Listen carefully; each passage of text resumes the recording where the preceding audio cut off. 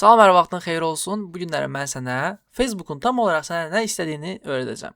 Bəs deyəcəksən ki, mənim nəyimə lazımdır? Facebook tam olaraq nə istəyir? Mənə lazım olan mənim satışlarımdır. Yəni Facebook istədiyini eləsən, Facebook sənin reklamını daha önə çıxaracaq. Daha çox adama göstərəcək, daha ucuza göstərəcək. Bu da sənə birbaşa sərf eləyir. Ona görə də birinci növbədə Facebookun tam olaraq nə istədiyini anlamalısan. Daha sonra bu istədiklərinə əməl edərək daha çox nə edə bilərsən, satış edə bilərsən. Facebook ilk növbədə istəyir ki, müştəriləri Instagramda xoş vaxt keçirsin. Yəni izləyicilər xoş vaxt keçirsin. Məsəl üçün necə olur normal paylaşımlı postlarda? Bir kateqoriya üzrə, indi alqoritm anlayarkən anlamalısınız daha doğrusu bunu bilmək üçün. Bunun videosunu çəkəcəm gələcəkdə. Məsəl üçün bir dənə postdur və ya bir kateqoriyadır, nə olsun? Film olsun, hansısa bir filmin bir kateqoriyasıdır və həmin filmə aid fraqmentlər Instagramda paylaşılır. Instagram bunu bir kateqoriyaya qoyur. Daha sonra bu kateqoriyanı izləyən insanları bir kateqoriyaya yığır. Nə demək istəyirəm? Instagram filmlə əlaqəli izləmək istəyən insanlara filmlə əlaqəli videoları göstərir. Bəs bu videoları necə göstərir? Təbii ki, izlənmə oranına əsasən göstərir. Yəni hansı video insanı daha çox videoda tutursa, həmin videonu daha çox insanlara göstərir və sıralayır öz beynində ki, hə, bu videonu birinci göstərim, sonra bu videonu göstərim, sonra bu videonu göstərim. Bu formada əslində postlar bir-birindən rəqabətli olur.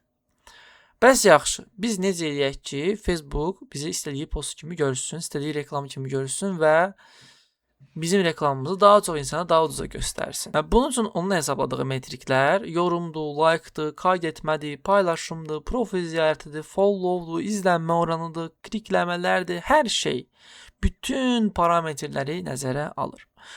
Bəs bir dənə sual ağlında canlanır ki, mən bunları necə artıra bilərəm? Dəqiqə başı mən yorum, like, qayd etməm, mən necə edeyim ki, artırım? Yarış mı keçirim, yoxsa izləyicim alım saxta, yoxsa nə edeyim də tam olaraq? Əlbəttə ki, bunlar həll yolu deyil. Bizim üçün maraqlı olan o deyil ki, bizim videomuz minlərlə, milyonlarla izlənsin. Bizim marağımız odur ki, bizim məhsulumuz satsın. Satması üçün də bizim məhsulumuzu bizim hədəf auditoriyamız izləməlidir. Ona görə də saxta yorum, saxta like, nə bilim giveaway-lər falan bunlara qəti şəkildə qoşulmursunuz, əgər məqsədiniz satışdırsa. Bunları bəs mən necə orqanik olaraq artıra bilərəm? Bununsa qaydası reklam kimi görünməyən reklam hazırlamaqdır. Yəni videoda, necə deyim, reklam iyisi gəlməməlidir. Video izləyən adam sanki adi bir post izləyirmişcəsinə izləməlidir və bir anda görməlidir ki, bu reklam imiş ki, reklam kimi qabağıma çıxıbmış ki. O, vay bu verməməlidir. Bunun üçün də səmimiyyət yaratmaq lazımdır. Biraz reallıq yaratmaq lazımdır. Videoda birbaşa satış etməmək lazımdır. Yəni bacardığınız qədər video səmimi olmalıdır. Video nə qədər reklamdan uzaq görünərsə, bir o qədər satış əldə eləyər. Yəni nümunələr çoxdur, təbii ki, tapıb bura qoymamışam, amma prodüksiyon olub, çəkilişlər olub, minlərlə dollar xərclənib həmin o videonun çəkilməsi üçün həmin reklam effekt verməyib, adi əl telefonu ilə çəkilən bir reklam effekt verib. Niyə? Çünki əllə çəkilən reklam daha səmimi gəlir insanlara. Nəinki yüksək prodüksiyonla hazırlanmış video montajlar və s.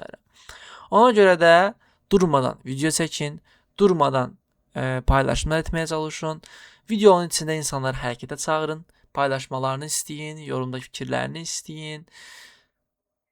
Video hazırlayarkən birbaşa təməl məqsədiniz, ən böyük məqsədiniz, belə deyim də, prioritetiniz satış olmasın. Biraz da həm söhbət olmağa çalışın, biraz fayda verməyə çalışın.